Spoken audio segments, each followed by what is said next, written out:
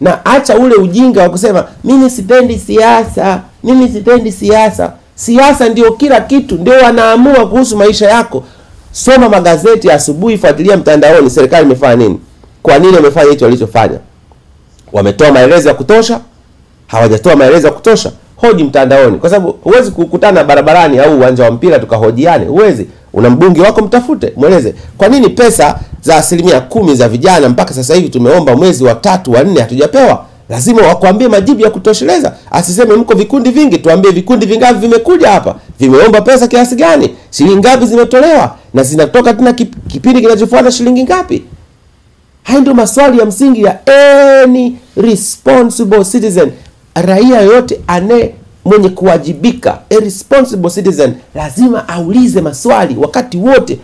Unasema unapita mahali umeme hakuna, nauliza kwa nini umeme hakuna sasa hizi?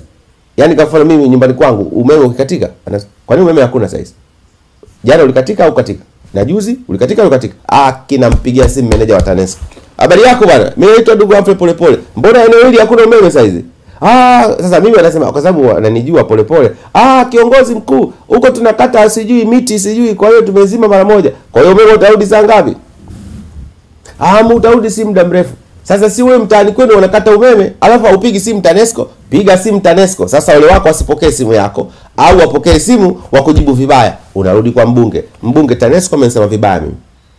Na waulize habari ya umeme hapa, very serious. Kuna vitu kwenye friji vinaharibika. Tukiwa responsible raia wote namna hii, tutapiga hatua.